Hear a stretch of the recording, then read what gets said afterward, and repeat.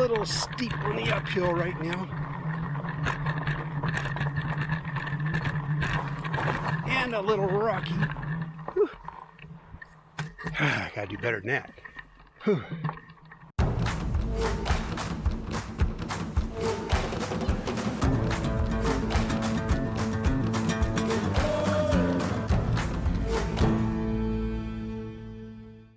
A really beautiful day, not too hot, a road with an unknown destination. It's time for a ride.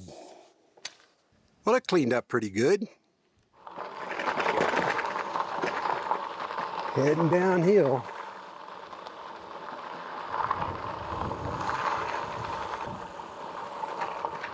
This is the first trip I've had the hydraulic brakes, and they're really nice. You have a lot more stopping power because it doesn't take as much pressure on the levers, on the brake levers, as it does with mechanical brakes. They are nice. Up there is the Toquima Cave that we visited earlier today with over 300 pictographs up there. Untouched, and 1,500 years old, older, who knows. They didn't say how old they were, but that's generally what it is around here.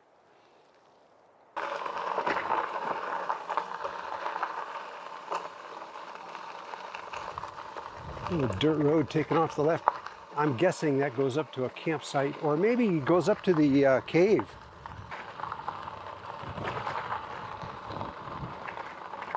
This is the Toquima Cave Road, and we're going down the other side of the Toyobi Humboldt Forest here. I think that's what it's called in this area. But it goes all the way down until you hit the flats on the other side, the basin on the other side. We'll just go down a ways and see what we can find. It's gonna be a long pull going back up. I haven't had to pedal since I left camp.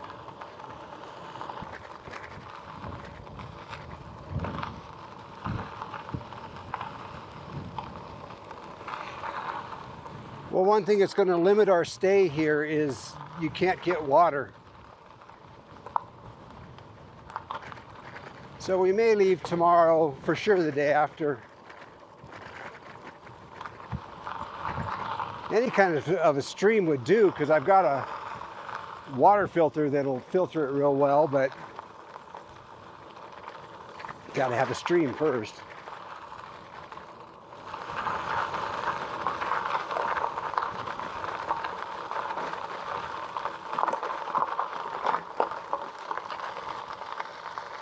Here's a road.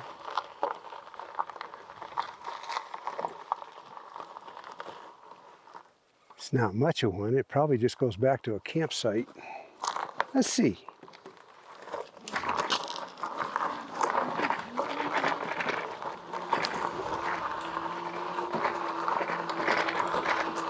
Actually, it looks more like a wash now. Yep, it's a wash.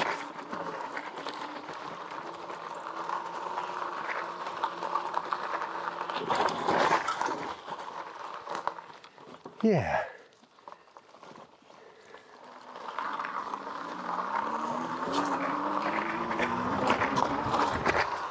It's also shady and a good place to take a break. That's what I'm going to do. We might as well go take a peek around here. I just love exploring the woods. I don't care where it is, but let's go just look around a bit. When I was a kid, we traveled east to west over and over again because of my father's line of work.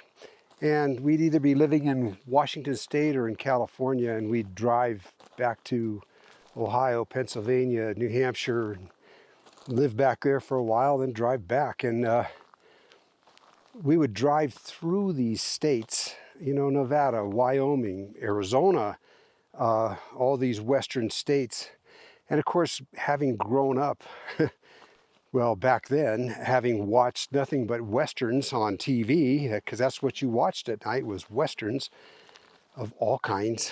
And and I just wanted to stop, because this is where it all, supposedly happened, your Western, episodes. But I don't know, Laramie and Bonanza, those were the later ones. I liked the Rebel, boy, Johnny Yuma. Now, if you watch some of his episodes today, you'll see that he was pretty edgy, actually. So many of them, they all managed to get along in the end, and Johnny Yuma, he would usually end up shooting somebody. But then Wanted Dead or Alive with Steve McQueen. But this was it, right? Out here in places like this. So as we'd be driving through, I'd be looking out the window at all the scenery going by, and I just wanted to stop and go explore so bad. So here I am.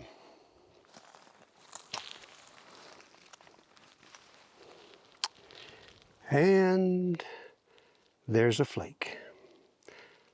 That one actually could have been a little arrowhead or something.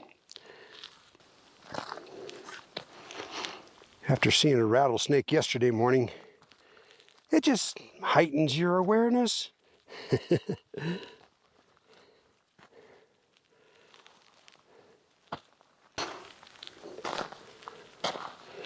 The big animals in these woods, it would be deer.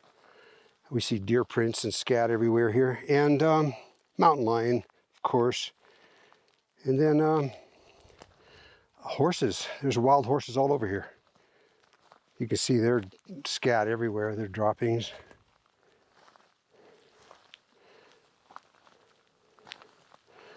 A couple years back, down here in Nevada, we saw, this is southern Nevada, and we saw a wild horse stallion with his harem.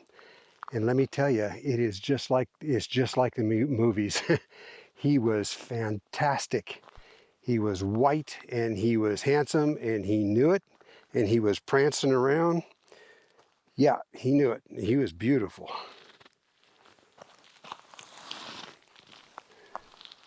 Huh. That's a flake. Just left over from chipping out a tool. If you're poking around like this and you're looking for a sign like that, look for the shiny ones. Because, shiny stone is nice, stone that they would make their tools out of, that glass-like stone that would colloidal fracture to make a tool. So let your eyes look for the shines sometimes, if not the color. Lots of colors in these stones, though. Just in general, they're red and brown and tan, and blue. Oh, Linda found turquoise a couple days ago. At least we think it is, and I don't know if I'll get it up in this video. We'll show you, and you guys tell us if you think it's turquoise, because it's some pretty big chunks. So she was pretty happy, but... Well, I say pretty big chunks for us, having never found it before. It's funny when the breeze blows. Of course, it feels good just having some air, when it's hot like this, but within that breeze, there's these little currents of cool air, like somebody opened a refrigerator door. It's quite odd, but it keeps happening, and you just it only lasts for about a second, but you just let yourself enjoy it for that second. Don't know where that comes from. I don't see any sign of man back in here besides the Native American sign.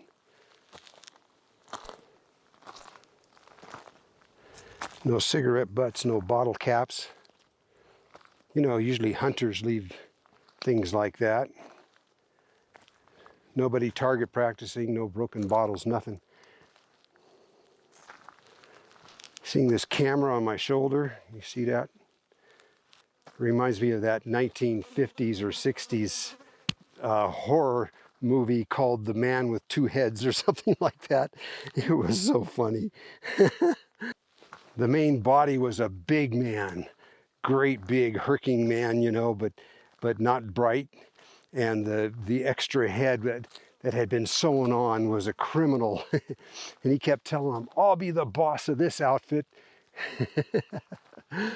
Oh. Nothing like a bottle of warm water to quench your thirst.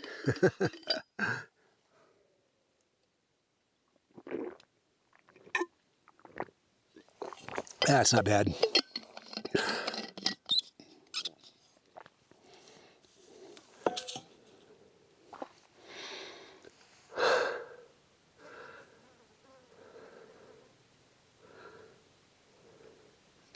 So quiet. Not a sound except for the sound of the insects and a little wind in the trees. That's pretty pleasant.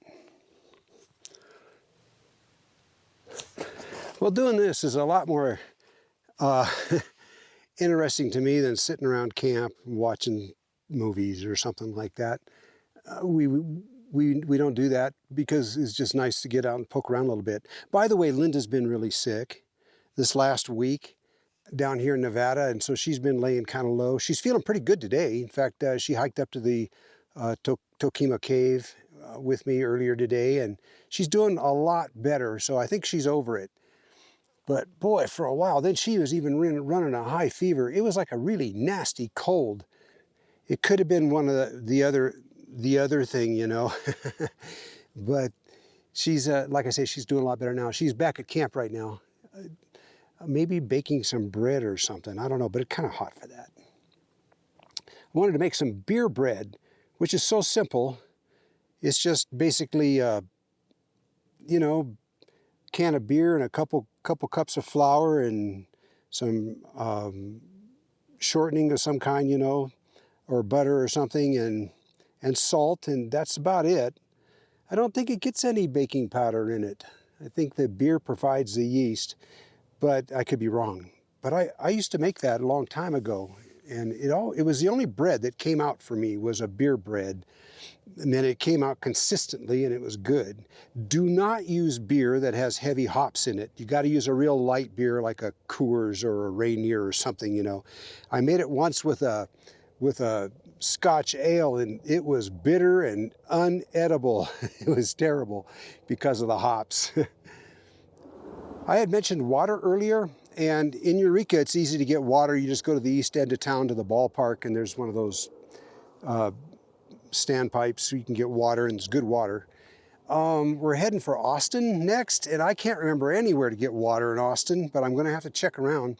Sometimes you can go to the fire department, but in some of these, and you can get water from them and then leave them a donation or something. Sometimes though, it's just hard to come by. A creek would do. I know of one not too far from here in a place where we camped before, and I think it runs year round. So after we leave here, we may drive into that area and maybe spend a night and then just refill all our water while we're there.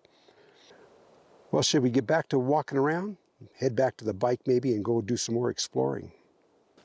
Feels good here though. Now back home, this being Labor Day weekend, every single campsite, and I mean every dispersed campsite, would be taken. I don't know what's wrong with you Montanans, with my fellow Montanans, loving to camp so much. Oh, look at this piece. That's a nice flake. Kind of see how shiny it is in the sun there. Sharp on this side. Just knocked off a bigger piece, but that's a beautiful stuff there. This piece here would be excellent for striking flint and steel fire. Have you ever watched Great Basin Man? He's here in Nevada. He goes out and walks power lines and ditches and places like that. And man, does he find the stuff. Yeah, look up Great, if you're interested in arrowheads and the little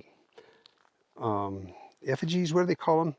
That the Native Americans carved, you know, good luck tokens, atlatl counterweights, atlatl points, arrowheads, all kinds of tools. Go look up Great Basin Man. Yeah, I don't look that hard. Part of the reason is this is BLM land here, and we're always on BLM land because that's where we camp. Public land, BLM, but you can't take artifacts out of here, so you can take turquoise out of here. Gold, might be gold right here in this dry wash. Probably is gold right here in this dry wash. I got to get my metal detector out and start looking. It's been too hot to be out during the middle of the day looking. There's my faithful steed awaiting.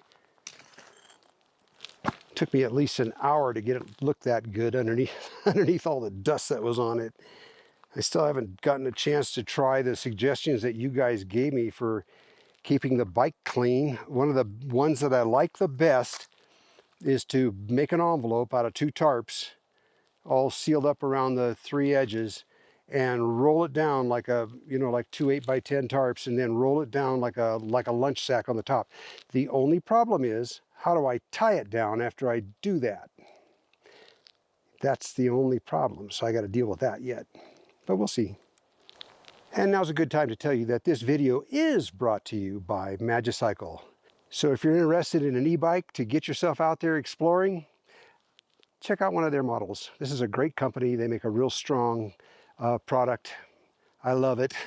And they've got different styles. I'm sure there's one there to suit you. That's Magicycle. Away we go.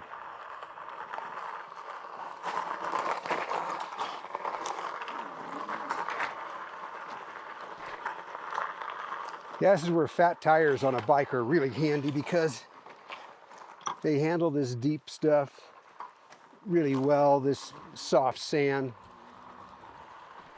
Last winter I was riding them in the snow. They do pretty good there too.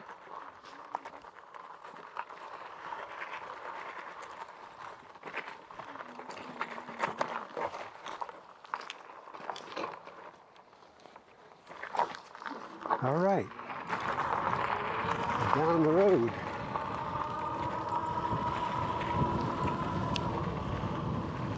Ooh, that breeze feels good. Nice and cool. Well, cool on the sweat.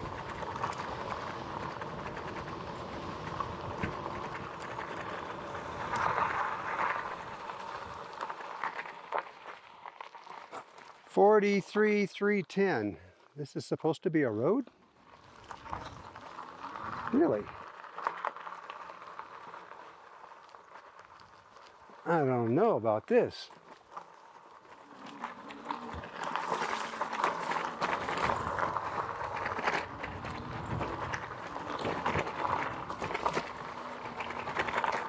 Well, it goes somewhere.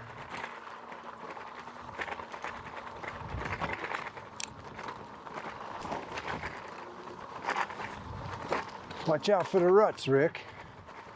You know all about those. Just past some chrome trim back there. You know you're on a good back road when you start passing car parts. Oh yeah. Check this out. This is beautiful back in here. But I do wish I'd worn long pants. I'm getting a little scratched up on my bare legs here. It's kind of narrow in places.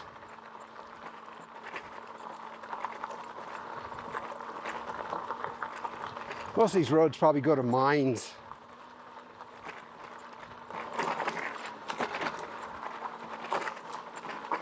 I always run either slime or fix flat, or whatever they call it, in the tires. And that's good for like cactus spines and things like that. It'll seal those up. I left this afternoon to do this ride, and I had to turn around and go back because I forgot my repair kit. I've got that with me right now, just in case. To the viewer who sent me the Robert Frost poem, I think it's called The Fork in the Road. I'm not sure. But thank you very much. If that doesn't apply to this channel, Gonagain, then nothing does. It's really special. Hey, there's something up here.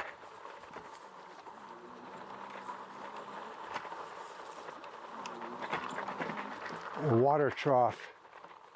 Don't tell me there's water in here. I'm kind of thinking it's going to be dry.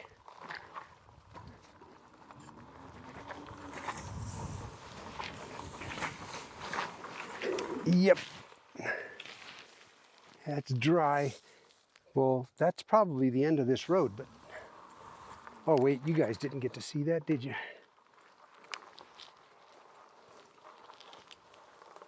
There we go.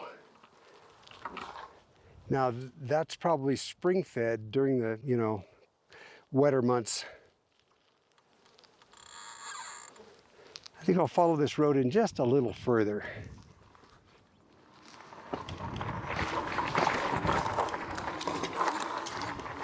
A little bit of uphill there.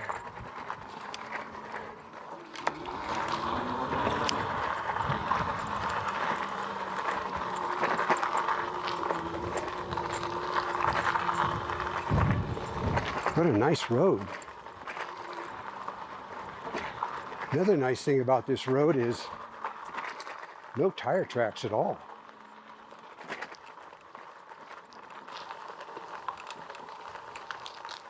Not quite sure where it goes here. Oh, kind of went through a bit of a wash.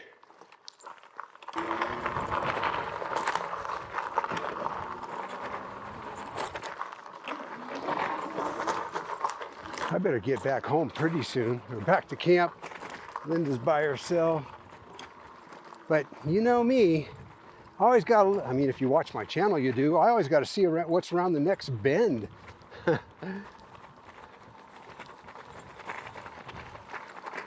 then I think about how accurate Linda is with that slingshot, and I think, maybe I should turn around. Well, I saw this while I was riding. Here, let me show you something. That's why I slammed on the brakes. Here we go. Oh, it's an arrowhead. No, it's a knife, but it's worked on both sides. It's a tool, not an arrowhead. But there you go. Maybe the man that dropped this knew about the Toquima Cave up above. What do you think? And that was his pocket knife.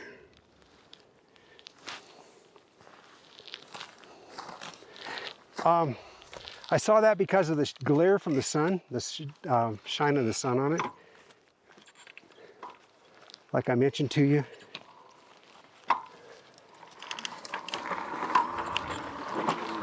And this might be the end of the road for me anyway. Looks like somebody cut some wood back in here. I'm going to take a quick peek around, and then we're going to turn around and head back out. Let's go look.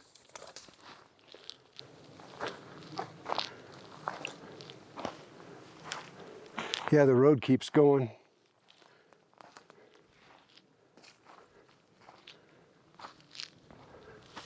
On and on. Maybe on another day.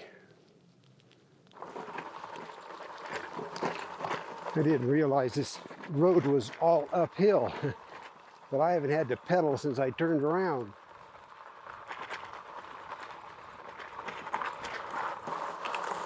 I think this was near the end.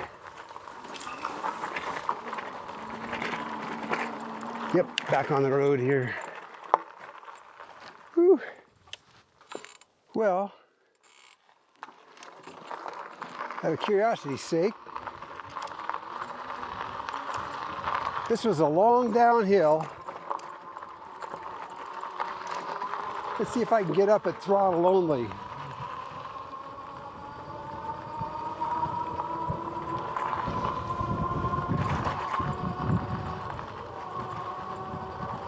All the way up to the top of the pass.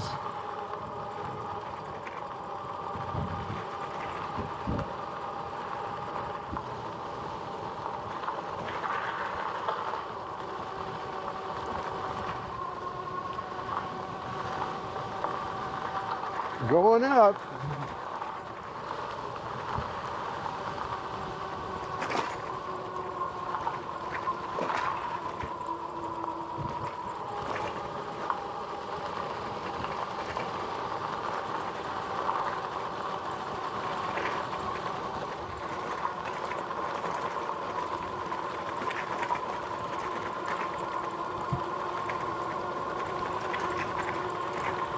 Well, I'm back all the way, just throttle.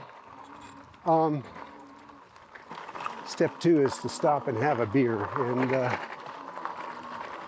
it sounds like a good idea to me. I think I've got a cold one in the refrigerator.